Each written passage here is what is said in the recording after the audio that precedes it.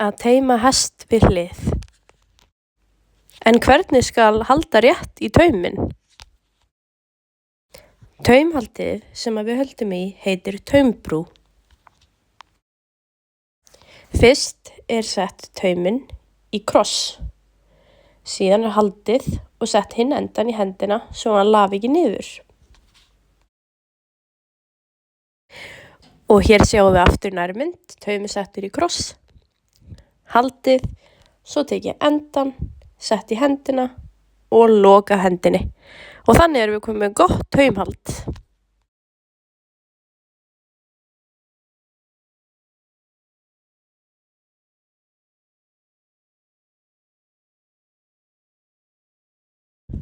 Nú ætlum við að tala um staðsetningu og hér sjáum við hvar bógur hestsins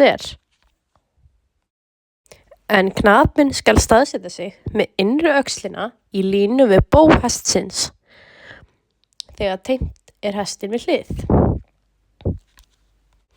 Með bil á milli.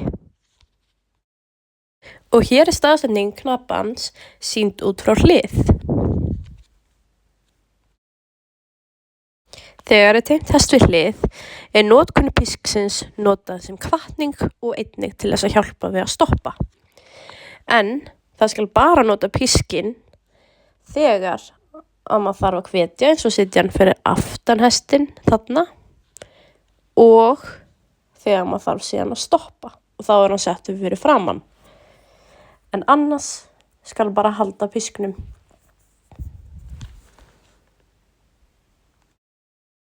Þegar lagt af stað skal halla sér fram, nota piskinn aftur, nota hljóðmerki, smellhljóð og láta hestinn taka fyrsta skrefið áfram.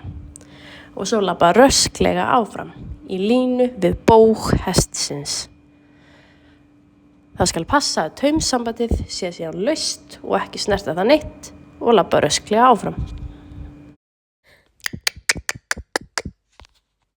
Þegar framkallað stöðvun, þá staðsettur knapinn sig fyrir framan hestinn og réttir sig upp og segir hó með mjög rólegri röddu.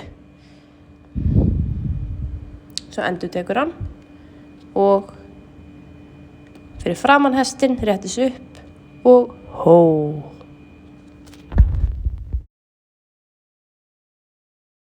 Hó. Ef hesturinn hlýðir ekki, þá hægt að nota piskinn til þess að hjálpa sér með því að setja hann fyrir framan hestinn á framfætur hestsins.